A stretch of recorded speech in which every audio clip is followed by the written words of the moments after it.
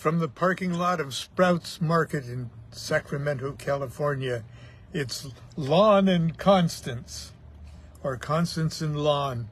I told you we would try to start before 11, and sure enough, we did it.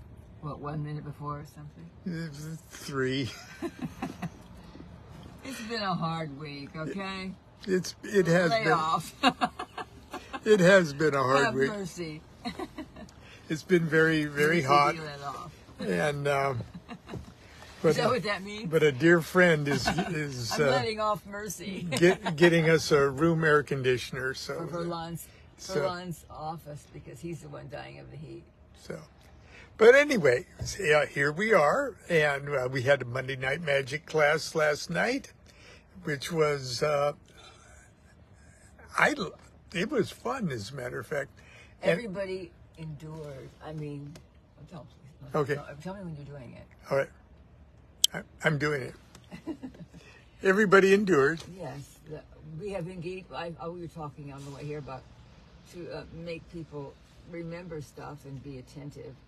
You know, if they're going to drive all the way and probably put something in a donation basket, and on Monday night, that hopefully they get something out of it. You know, it's usually relative to what they put in, because who knows what we're giving, probably worthless. But but anyway, It's priceless. To engage priceless, yes. To engage as many of their senses as possible. So we make them physically uncomfortable by sitting cramped in uncomfortable chairs, and it's very hot. And I serve tea, so that engages the taste. And I usually burn incense before or during, so it's that smell, and of course anyway. In other words, it's a painful but memorable experience. Exactly. We engage as much. Yeah. So anyway, that's how Monday night class was, and I was really very tired because on the 4th of July, the neighbor lady found a baby finch. I mean, really tiny, about it has half its feathers, or who knows? I don't know how many feathers it's supposed to have. You can't, a whole bunch of it not covered in feathers yet. And she was going to they were going to do it in, which I said. But they gave it to me. No. They gave it to me, and I said, "Well, I'll pay attention to it at least." And they said, "Well, we know you will. They don't even know me, but you know, they can guess by what little they do know." So, and anyway, the bird's at home right now, not eating. It's in the bedroom of the house, not eating while I'm not there and talking to you, but it'll be okay. But we thought it'd be more comfortable, even if it was hungry. I try to take it in the car and have Lon babysit it. Yeah. Babysit it, because he wasn't going to do that. Although I've been babysitting it a lot, and I also took care of the neighbor lady's house and garden. And the little bird's sitting up on a little thing, and it's even flapping its wing, and it jumped out of its little. Yeah. So it's getting better. It's growing. Of course, I found its brother dead on Saturday, or sister, on the sidewalk underneath the same place where it fell out of. So. They're dropping. Animals are dropping in this. It's 115 or whatever. Birds are dropping out of the nests, and squirrels dropping dead. I mean, it's one thing as people who can at least go into a lawn. Yeah, Lon's not doing too. You know, that's why he's getting the air conditioning for his office, because he's whining. I have, of course, I've been working outside, taking care of the neighbor lady's garden and watering ours and doing all my usual stuff, because I'm a reptile. But anyway, the bird has been an experience, because I've done this many times before. And go ahead and try. If you find a baby bird, do your best with it. You can somehow figure out how to feed it. You'll figure it out. You've taught birds how to fly. Oh, well, that's easy.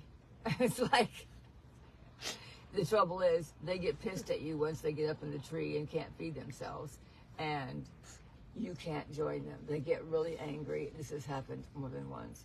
They get upset. They're disappointed in you. I mean, they think you can do everything, and then all of a sudden, it's just like, probably real children, human children. Yeah. Human children think you can do lots of things, and then they find out later you're a paper tiger. Oh, but every class that we do, we try to do like a meditation or a scrying I session. was going back to class, so we could. Yeah, I was keeping us on point. I'm so tired. I won't babble about anything at this point. Yes. I apologize. But you brought the bird to class I last brought. night. Well, I showed most everybody the bird, So because who knows how long it'll last. But yes, Lon finished his 4th class on Enochian.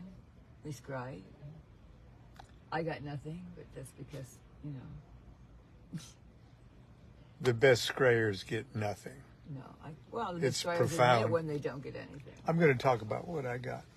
Oh, of course you are. I would too if I got something. Huh? I would if I got something, but Okay. it's just, I finally got into the chanting that we do. I thought the living room door was open. I thought, oh my God, please let some of the neighbors walk by. Especially the people from the Lutheran church, but nobody walked by because it was really pretty. The chanting was fine. I mean, Yeah. for the first time, it was more than adequate. Then Lon made us go longer than I could stand. So, well, you know. Yeah. I'm leaving now. Okay. Say goodnight, Gracie. Good night, Gracie. Okay. I'm just tired. Yes. I need to eat and sleep. We need to get home and cool off as much Feed the as we bird. can. Yes. Feed the bird, yeah. All right. And pay attention to my list because my brain is not going to tell me what to buy. All right. Are you going to get a watermelon for us again? Yeah, it was a good idea last week. I think it saved our It lives. saved our lives. Yeah. The watermelon saved our lives. Well, anyway, enough for that. We're not sure anybody is watching because we started an hour late. But I'm going to Probably for the best. turn this around, let you get out the door, and Thank you. roll down your window for me. Okay, tell me I will when you. Okay, it's back on me. Oh, good. It's all up to me. Okay. And I'm going to put my phone right. That's what I'm afraid of, but never mind. What? It's all up to me? I know. I've hitched my wagon to your star, dear. Oh, God. I know. Believe me. Oh, God. Anyway, why does this look different today? It's the viewer. Look at It's the viewer. Is that something's wrong? I look old. The camera is all screwed up. I don't look like this, do I? Anyway, that's. Hey, last night, because class is just scratching the surface of scratching the surface. Oh, she's coming back. Yes. Is there a black mask here somewhere? There is a black mask that I Like can't, the Lone Ranger. that I can't reach from here. Okay, I'll do it. You can open the door. I apologize for interruption. I Okay. have it on Who my- is that masked woman? Exactly. You won't let them know. They figure it out pretty soon. I love it when you put on the mask in the cowgirl outfit. Leave the hat on. Anyway, it was just a scratching the surface of Enochian Magick, but I did it in such an order that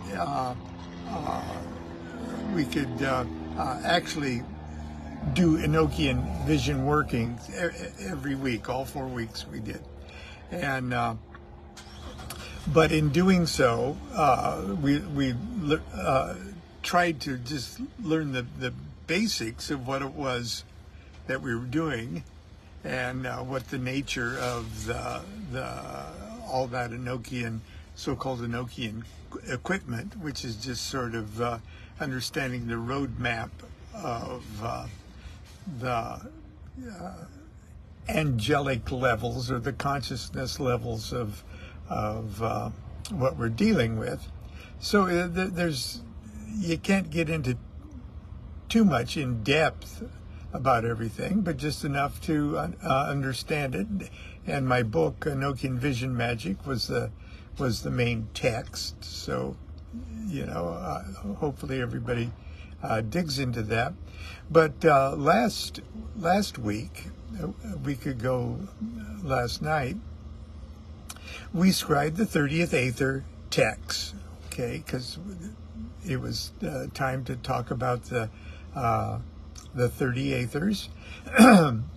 And so just with very little foundational information, except just generally speaking what the Aethers are, we scried it. Okay, at the end of the evening, we did our little openings, and I just recited the 30th, the call of the 19th Aether for the 30th, or the 19th call, which opens up all the Aethers, but specifically for the 30th.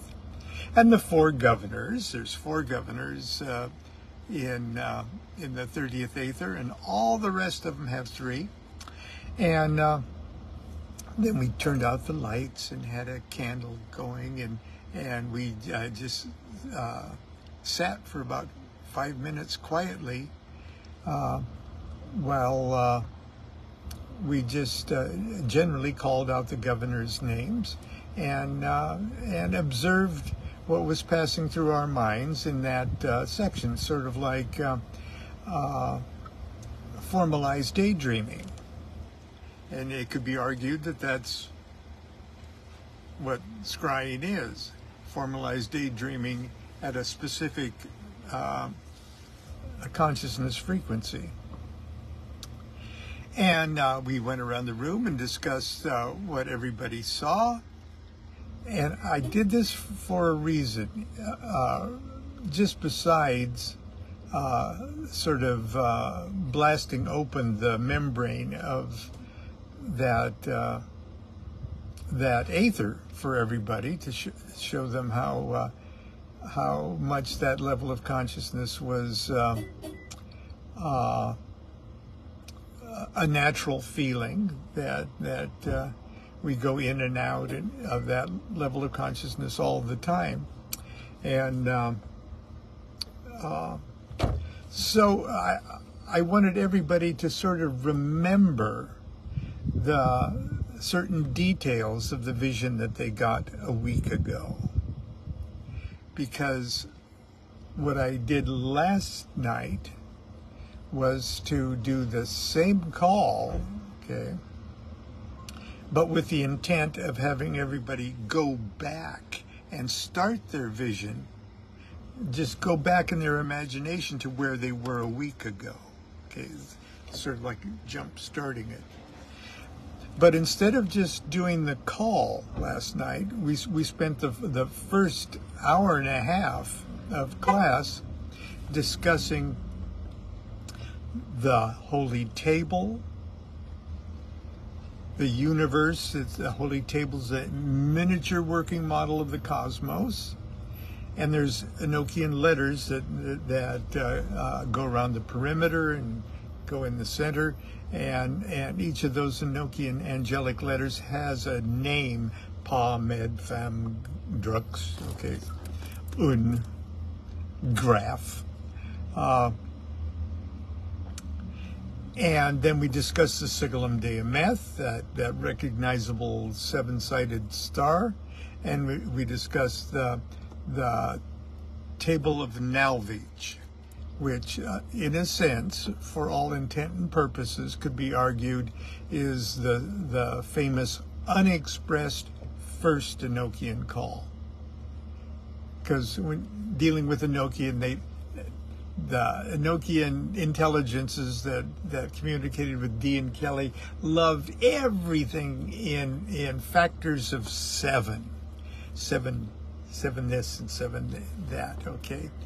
And the calls, they announced that the calls that open up not only these 91 sections of the earth and the rulers thereof, but each of those 91 sections of the earth also correspond to heavenly sections of the macrocosm, which blew Dee's mind. They announced that very late in the thing because he was thinking on a very limited thing.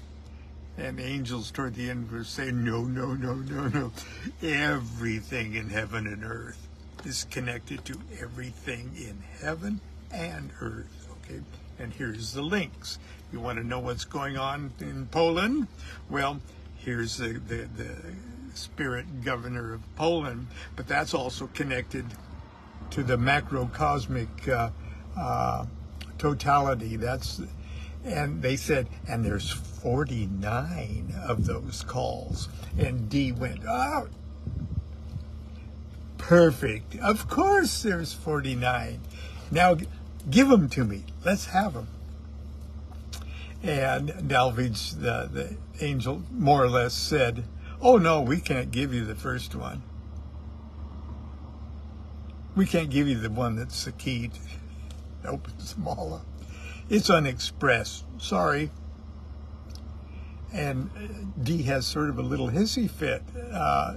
You've got to be joking. We've been doing this for 3 years, and finally we get to the big climax, and you said, and there's 49, and I'm all excited, and you said, but we can't give you the first one, so tough. But after Dee's hissy fit, Nalvij, believe it's the angel Nalvij, absolutely changes the subject.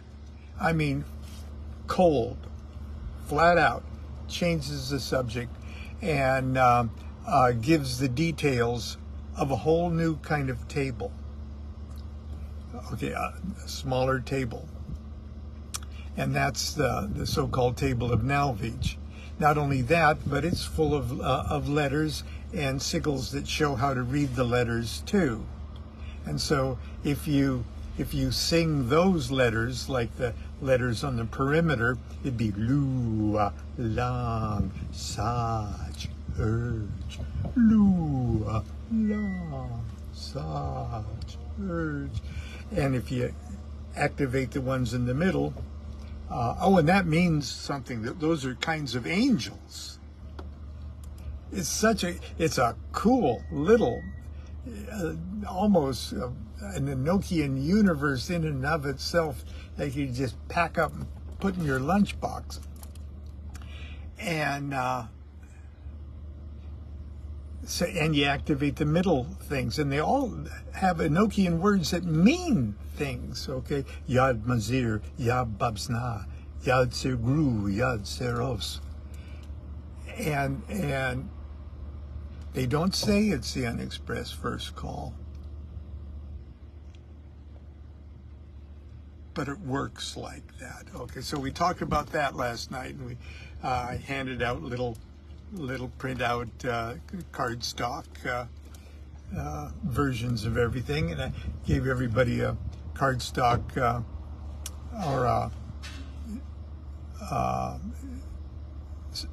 table, holy table, and gave everybody that key to the holy table with showing you how to read it. Okay, long story short, no. Long, eternal story, long. We opened the temple with that, with all of that holy table stuff, sigillum stuff, table of Nalvij stuff, because that's what Dee and Kelly spent nearly 3 years attuning themselves to in the process of receiving that information. Dee and Kelly didn't get the good stuff until the last 90 days of their major workings together. Why did it take so long? It seems to me it took so long because Dee and Kelly needed to mutate themselves, needed to tune up, needed to lubricate themselves to not only receive the technology, but the potential to actually use it. So last night, this is the chanting Constance was talking about last night. We broke the class up into 2 sections for voice 1 and voice 2, and we activated the Holy Table. We activated the Sigillum Deum Math. We activated the Table of Nalvage, and then I did the call of the 30th Aether. And then we shut off the lights, lit the candle. And our good friend Taryn for last night brought his holy table, and it was set up in the living room with the mirror and the whole thing. The cover is gorgeous. Thank you, Taryn, for bringing your equipment. And then after that, you get high chanting. Okay, we could have chanted most anything, I'm sure, and we got a little high, but you get a specific kind of intense high from all the chanting, because when the chanting stops, you sort of go, oh. And in that sort of, it's like a rubber band that's pulled real tight while you chant, and then when you stop, the rubber band relaxes and your mind just starts to wander. Well, last night, and then after 5 or 6 minutes of just being silent, we went around the room to see how last night's working compared to the week before. And many of us sort of started off our image, jump-started, if you will, the image with where we remember we were at the last one. Now, very often, I'm probably the worst scryer in the room, because I'm also thinking about the fact that I need to facilitate the whole process, and I just can't completely let myself go and drool, foam at the mouth, and writhe. I gotta keep the class going. But last night was really awesomely different. The week before, my vision was of a sense memory of the old alfalfa mill in Columbus, Nebraska, north of town. And alfalfa is processed and turned into pellets and used for animal feed. Okay, it's very, very nutritious. And it smells wonderful. It smells like it could be like a cannabis of some kind. And they process it by, I'm not sure how they do it, but the odor of the processing is so, it's like you're burning matcha incense into the sky, because there's a mist. There's a wet mist. It's not a smoke, it's a wet mist that rises sort of from the vents and chimneys of the processing place. And once you smell it, at first you go, oh gee, how could you live around this place? And in about 3 seconds you go, oh, it just smells like a fresh field of grass after a rain. This is just so wonderful. And it does turn the roofs of the houses in the area green. Okay. Well, anyway, that was more or less last week's vision. And I went off on a Kabbalistic, you know how Kabbalists are. Alfalfa. Okay, and Al, the Egypt and God and stuff like that. So I got off on a left hemisphere gematria distraction. But this week, and I did the call of the 30th Aether while everybody, the two voices are chanting the holy table chant. Okay, and that's what Constance was talking about. She says, boy, I bet the neighbors were hearing this one. And I chanted the call loudly over that, as if the holy table chant was lifting up my recitation of the call. And so, and I was doing it really loud so that they could hear it over their own chanting.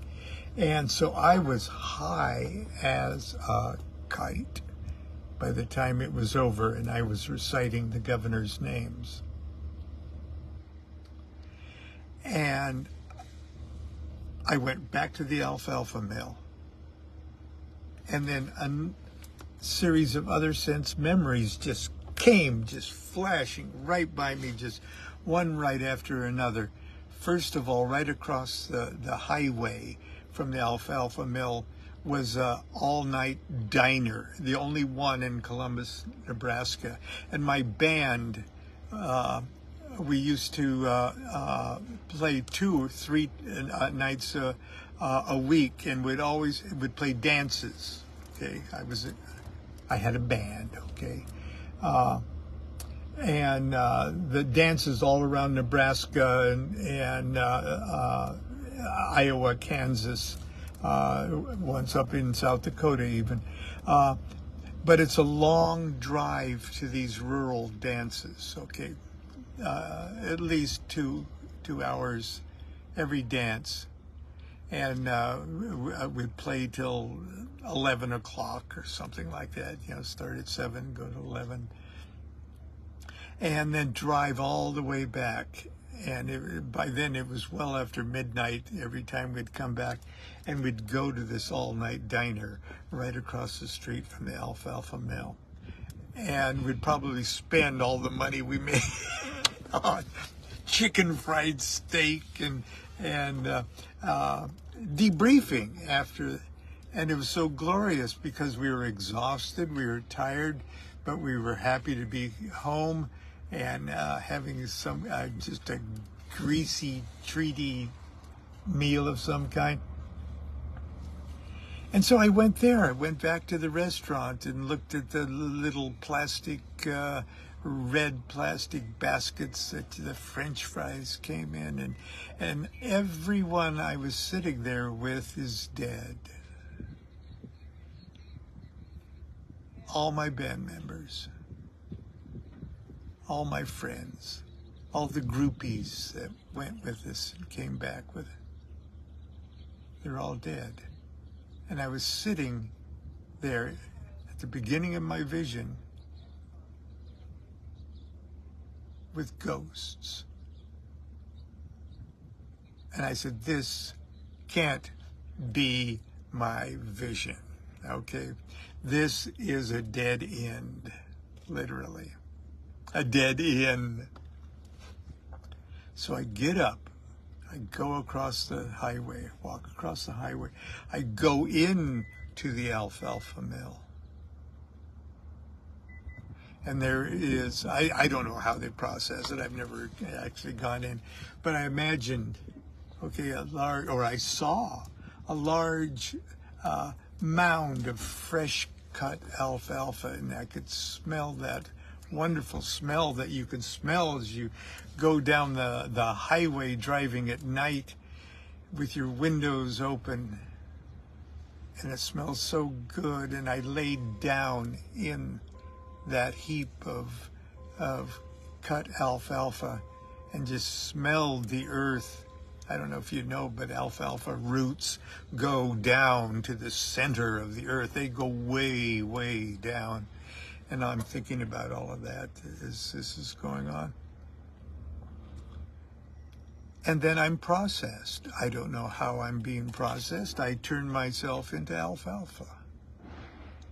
And I'm processed. But my soul, my essence, my spirit, if you will, isn't in the processed alfalfa.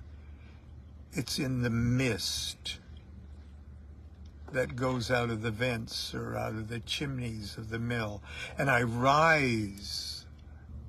I leave my body behind. I rise up in the mist, in the alfalfa mist, in the earthy, fragrant mist, and into the blackness of the black prairie night, Nebraska night. And I seem to spread out over absolutely everything.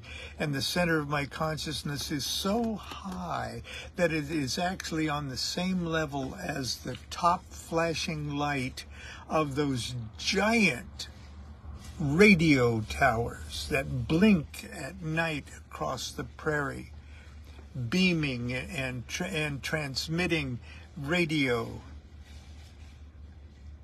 across the flat plains of the Midwest. And at the time I was in that band, okay, I also worked at the local radio station. I had since I was 14. And I had my third-class broadcast license, okay? And I was serious about being a broadcaster, and I had a little job at our 500-watt station in Columbus. And one night, the first-class engineer that's responsible for the transmitter and the antennas and things had an emergency he had to go to. The emergency was one of these giant towers. The top light, the top lamp had been burned out. And I accompanied him because FCC rules say you have only a limited amount of time to change that bulb at night because it's a navigational hazard. And so I accompanied him in this pickup truck. And he had a big replacement bulb. And I sat in the truck with the lights on, and I watched him put on whatever gear he needed to put on. This is in the middle of the black Nebraska night, and he climbed up to the top of that pole, of that tower, that huge tower. There's 4 or 5 lights in between it and the top one. And he went up and he tinkered around and he changed that bulb, and it flashed on. Okay. Well, my memory went back there because I was this alfalfa mist, the soul, okay. Can you see what's happening here? I couldn't take my meat body into that aether. I had to transfer my consciousness to something more etheric in order for me to penetrate the aether. But I digress.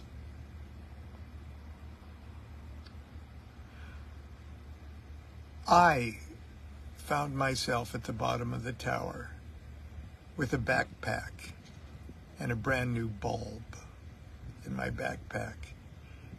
And in my vision, I climbed to the top. And I'm going, boy, is this, I'm recognizing it as it's happening. I said, this is just almost too cliche to believe, you know.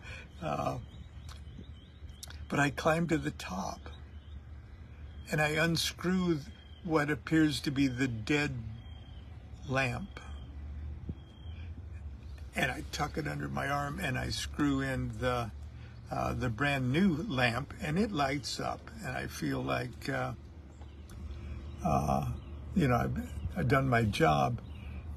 And I sort of ask whatever the governor it is that has brought me there, I said, now what? And then I hear a line from 1001 Arabian Nights, in the story of Aladdin and the lamp.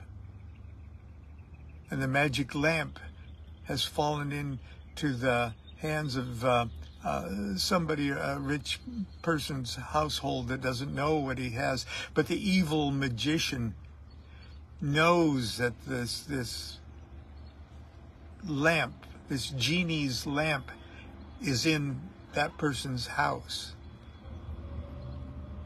And when I ask, okay, what now? I hear, old lamps for new, old lamps for new.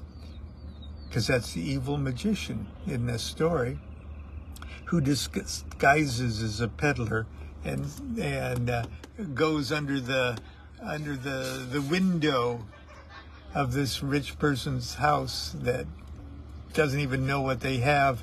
And he goes, old lamps for new. And the housekeeper or something say, hey, this is my chance. So she finds that old lamp, throws it down, and he throws up a new lamp. And now he has the magic lamp.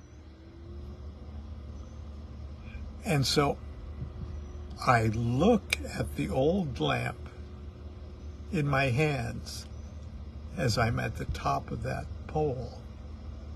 I go, old lamps for new. The old lamp has the magic. The genie's in the old lamp. And I've got it. And I rubbed it. And it was a genie. This had to be one of the most interesting visions I've ever had, at least that low in the etheric levels. And I had a discussion with the genie. And I did get 3 wishes.